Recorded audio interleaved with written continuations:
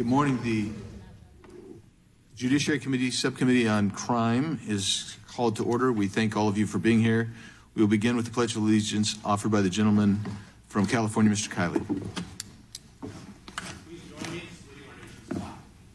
I pledge allegiance to the flag of the United States of America and to the republic for which it stands, one nation, under God, indivisible, with liberty and justice for all. Thank you, Mr. Kiley, and thank each of you. Without objection, the chair is authorized to declare a recess at any time. We welcome everyone to today's hearing on victims of violent crime in the District of Columbia.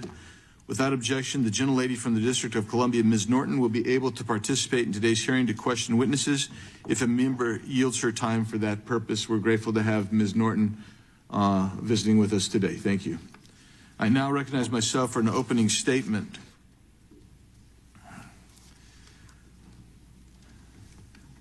We welcome again each of you to our hearing today in the nation's capital. We especially thank all of our witnesses. We're grateful to have you here. The crime we are witnessing just a few blocks from this building is unprecedented. No section of the city can be considered safe anymore, and the man who is in charge of prosecuting the criminals has abandoned his responsibilities, and that's Matthew Graves, the U.S. Attorney for the District of Columbia, who was appointed by President Joe Biden. Is failing to prosecute criminals. His office has consistently declined to prosecute criminals in the district. In 2021, the U.S. Attorney's Office for the District of Columbia opted against prosecuting 67% of arrests presented in the D.C. Superior Court. To provide context, out of the 15,315 arrests made in D.C., 10,261 did not lead to prosecution. In comparison, in 2015, USAODC only declined to prosecute 35% of cases, which suggests that the office under Graves' leadership is failing to prosecute crimes and protect the public. In just a few short years, the city went from having 65% of cases prosecuted to having 65% of cases dropped, a complete reversal that has had a catastrophic impact on public safety. Mr. Graves has indicated that the type of cases he is refusing to prosecute are primarily illegal gun possession and illegal drug possession cases. Without fail, we can anticipate that my Democrat colleagues will call for more gun control, but President Biden's hand-picked prosecutor for Washington, D.C. refuses to enforce gun laws already on the books. Violent crime rates in Washington, D.C. have seen a significant spike this year. Just last week, the district surpassed 200 homicides, the quickest the district has hit this mark at this point in the year this century. As of October 3rd, 2023, violent crime is up 38% from the same time last year. For example, as of October 4th, 2023, MPD data shows 750 reported carjackings, of which an alarming 75% involved weapons. However, there have only been 113 arrests for carjackings this year, with juveniles responsible for an astonishing 65% of those carjackings. Additionally, as of October 4th, year-to-date statistics for 2023 reveal 216 homicides, 123 cases of sexual abuse, 2,656 robberies, and 1,110 assaults involving dangerous weapons. As of October 4th, 2023, the district has witnessed 4,105 violent crimes and 21,980 property crimes. The criminals know they will not be prosecuted by U.S. Attorney Matthew Graves. But Matthew Graves is not the only one soft on criminals in Washington, D.C. City leadership slashed the Metropolitan Police Department budget by roughly $15 million in 2021. And Washington, D.C. City Council has passed laws that embolden criminals and hamstring the police. In November 2022, the D.C. City Council voted unanimously on a bill to overhaul the criminal code, which reduced the maximum sentence for almost all violent crimes and eliminated mandatory minimums for all crimes except first-degree murder.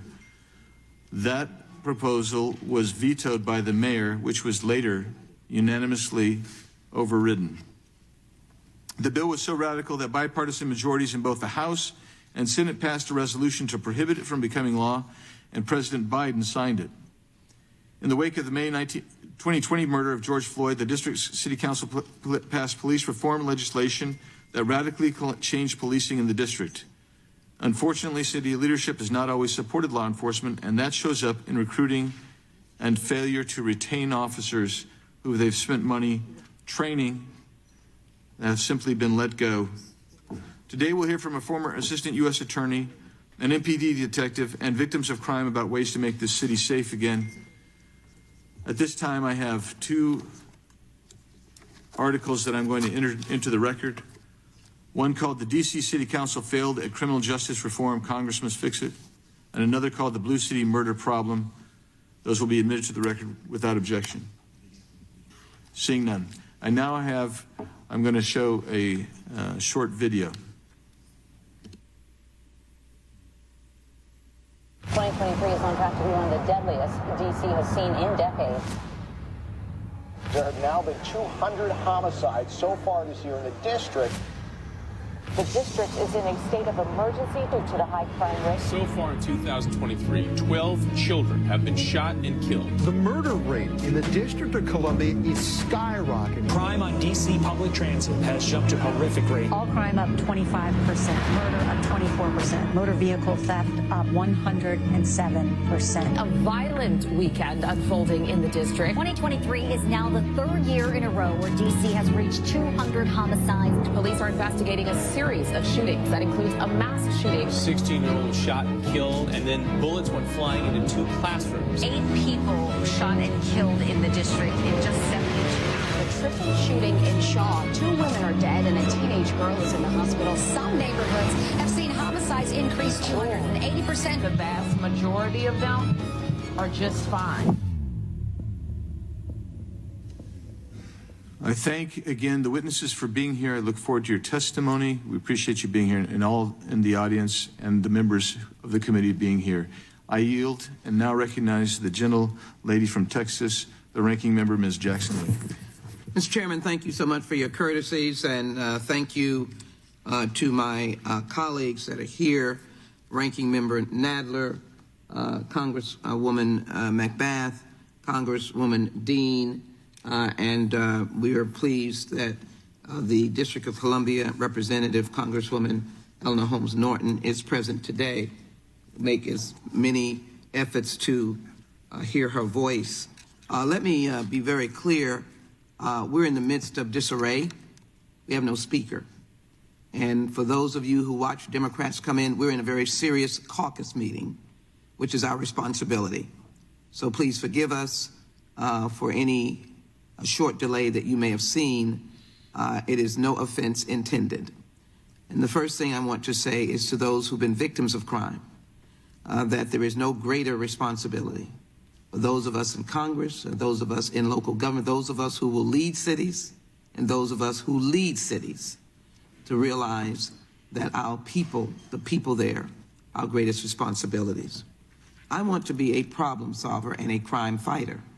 And so, having lived here even before I was a member of Congress and enjoyed the blessings of being a resident of the District of Columbia or working in the District of Columbia, I can assure you I have a great affection for this city, separate and apart of its historic responsibility or role as the capital of the United States, which I tell all of my elementary school children about how important Washington is. But I do want to say that we need to be serious about what has happened to you as a victim. And my colleagues seem to want to exaggerate not your injury and the fear, but the idea that we were also attacked on January 6, 2021, when there were no voices from my friends on the other side of the aisle about the violence that came into the city, and no interest in voting for the commission that we were trying to put forward. So I want to make sure that when this hearing gets through that we have solutions for you, and that we either work with federal funds, which I know that your member is working on. But as I do so, let me be very clear, this is a challenging moment. We embrace our victims. We want them to be, in essence, never victims again, but protected in the status that they're in. But in the record I must place that 10 cities that employed the most police officers per capita in 2022, Washington, D.C., 542.91 per 100,000. Doesn't need residents. Doesn't mean not more are needed. It means we need to work together. The 10 cities that spent the most on policing per resident in 2022, Washington, D.C., number one, $751.62 per person. So we need to find a way to get to the core of the violence, the violent criminals off the street. This uptick in crime is concerning not only for the residents who call this city home, especially in the areas of the city that bear the brunt of the most violence, but also for the millions of visitors who come to experience its rich history, culture, its warmth, and important political institutions. That's why I hope we will have a genuine discussion today that focuses on solutions. We can't win by finger pointing. We are in the midst of finger pointing now, and we have no speaker. It is essential that Congress prioritize the safety and security of those who live, work, and visit the district by ensuring that federal government, we must do our part. And I am a big believer in federal resources matching local resources for your safety. The District of Columbia is unique in many ways, and one of them is the complex relationship it shares with the federal government. While its status as the nation's capital brings many benefits, it also brings many challenges. We're in here every day as guests, but we also create an extra financial burden. In combating violent crime, the District of Columbia has taken a multifaceted approach that includes passing emergency legislation supported by the mayor that filled in gaps in pretrial detention procedures for violent criminals.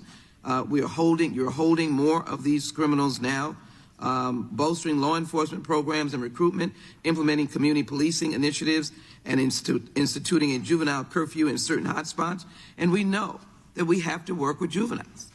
We know they're in the midst of juveniles going forward into the 20s, are those who are in the mix, and those in the late 20s are the ones with mostly the gun violent incidences. We understand that.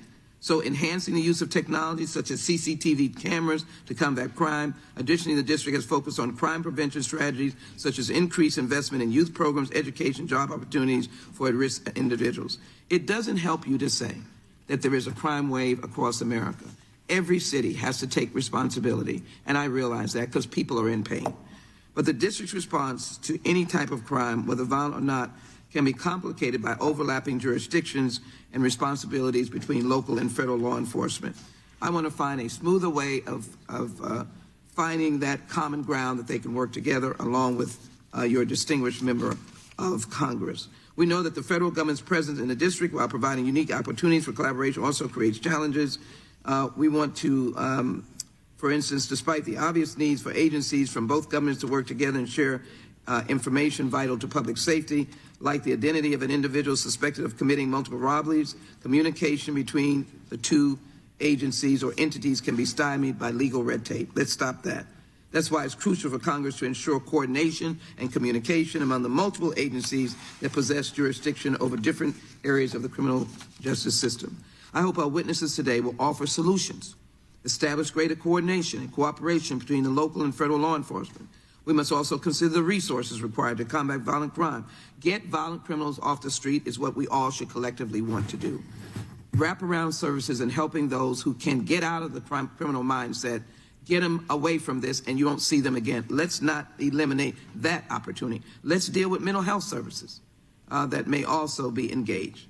Both the local and federal governments must continue to allocate sufficient funding, investment, resources for law enforcement agencies, crime prevention programs, community initiatives, and if, as they perceive, the local government, the needs for additional law enforcement officers. Public safety. Helping to strengthen these vital institutions will support the district's ability to address the underlying causes of violent crime. I spoke with the U.S. Attorney for the District of Columbia, Matthew Graves, who lives in the district, loves this city, and will have the same impact on him as any other person that may be subject to the acts of a violent criminal. He is using every tool that he has available to address violent crime, including carjackings, robberies, as well as the flow of illegal guns in the city from states from Virginia and Georgia. I did not hold up on the inquisition that I gave of him yesterday in a very lengthy conversation. He assured me that they are at a point where 90% of the individuals arrested for the most serious violent crimes, which are homicide, carjacking, rape, and assault with intent to kill, are being prosecuted. You also noted that a significant decrease in number of cases that his office chooses not to prosecute after inheriting a decline rate of 70%. He is working to get rid of that number and to prosecute cases. So there is a stitching together and a work, but we must do a lot to help move forward the crime lab, get it on its feet, and get it where it is moving cases forward. We can be helpful in that, and I hope the Congresswoman will allow us to be helpful or to instruct us how best to do that. As Democrats continue to offer solution after solution to make all American communities safer to work, it is important that we rid the streets of illegal firearms. Let's not make light of that. Hold offenders accountable, address the root causes of violence, such as poverty and housing instability and addiction.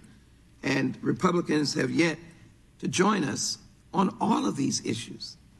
We can't just point the finger. We've got to work on all of them. The surge in violent crime in the district is a problem.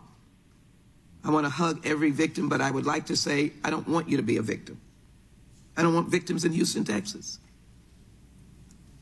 I want to make sure that we get to this point where we live safely in the nation and in our communities, so we can establish stronger partnerships, sharing information, and as well, making sure that we are together as not only Washingtonians, that we are now, but as Americans. Mr. Chairman, I'm yielding a second to Congressman Eleanor Holmes Norton. I'm yielding you a moment just to comment on the record. You're going to yield to her? All right. She will be yielded. Time. She'll be yielded. I just wanted to make sure. Thank you so very much. Thank you, Chairman, Ranking Member Nadler.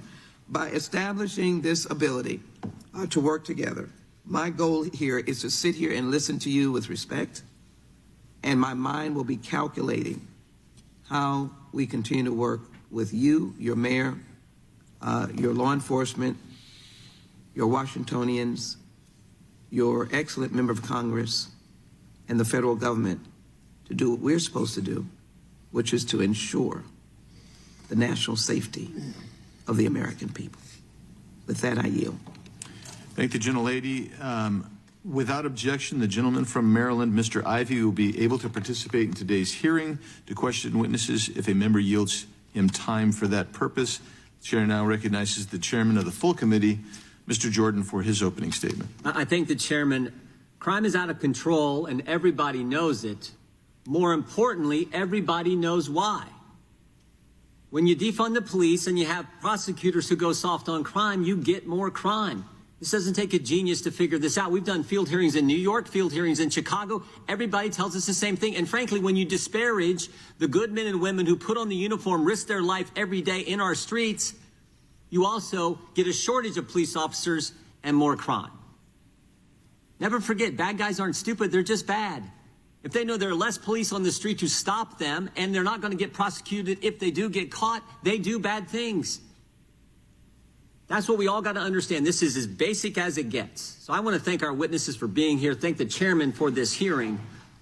We have heard this in New York and Chicago, and we're going to other cities. We have to change this.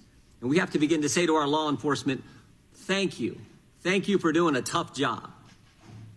That's what's at stake here. Mr. Chairman, I thank you again for this hearing and our witnesses for being here today, and I yield back. I thank the gentleman from Mr. Chairman for yielding back.